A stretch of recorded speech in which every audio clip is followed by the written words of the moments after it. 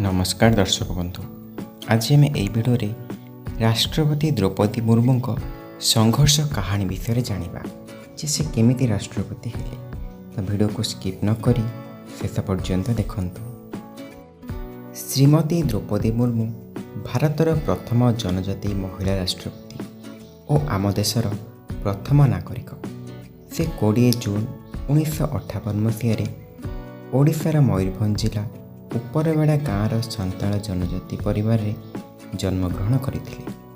अभाव अनरन और सामाजिक परिस्थिति जोगु सेतेबेले तांको गाँवर झील माने विद्यालय को जीवा एक बड़ आह्वान थिला। किंतु द्रौपदी स्वप्न बड़ थिला, सेथिपई से केबे हार मानि नथिले। से प्राथमिक शिक्षा निज गाँव ही समाप्त करले एवं 1974 मसीह भुवनेश्वर स्थित unit 2 Balika Vidyalaya matric pass करथिले। 1979 मसीह से निज अध्यवसाय बल भुवनेश्वर रमादेवी महिला महाविद्यालय कला स्नातक डिग्री हासिल करथिले। शिक्षा प्रति तांकर निष्ठा और अनुराग तांको ग्रामर प्रथम महिला भाव स्नातक डिग्री हासिल करिबारे गौरव आनिदिथिला। मैट्रिक पास करिबारे से मध्य तांको गाँवर प्रथम झील थिले। द्रौपदी मुर्मू 1979 1983 पर्यंत ओडिशा सरकार जलसेचन एवं शक्ति विभाग में जड़े कनिष्ठ सहायक भाव में कार्य करते। से रायरंगपुर ठारे थिबा श्री अरविंद पूर्णांग शिक्षा केन्द्र में अवैतनिक शिक्षयित्री होते, जोठारे से पिलामानंकु निष्ठार सहित पाठ पढ़ाई। से विश्वास करुले जे शिक्षा समाज में परिवर्तन आनिबार एक बलिष्ठ माध्यम।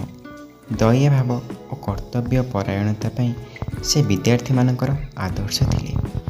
1997 मसीह द्रौपदी मुर्मू सक्रिय राजनीति जोग देइथिले। रायरंगपुर विज्ञापित अंचल परिषदर जड़े काउंसिलर भाव से तांकर राजनैतिक जीवन आरंभ करथिले एवं परिषदर उपाध्यक्ष पद मध्य मंडन करथिले। तांको प्रचेष्टार रायरंगपुर एक परिच्छन्न सहर में परिणत होइतिला।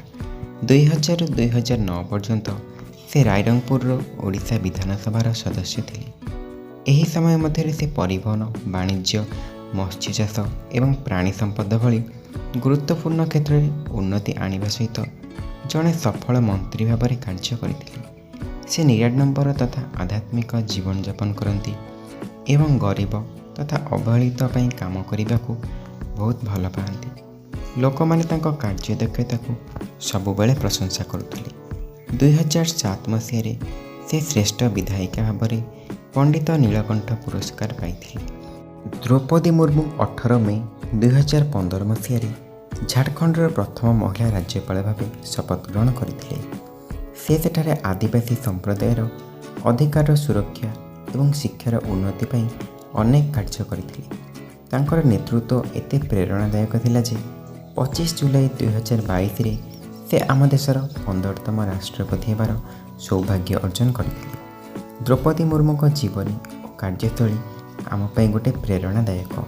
प्रतिकूल परिस्थिति सत्वे निजर दृढ़ इच्छा शक्ति, परिश्रम और निष्ठा बल से देशर शीर्ष पदवी अलंकृत करने को सक्षम हो पारिथिले। सेवा और समर्पण केबे वृथा जाएनि किंबा असफल होई न थाए। तांको जीवन आमको एतिकी शिक्षा मिलबाको पाइला।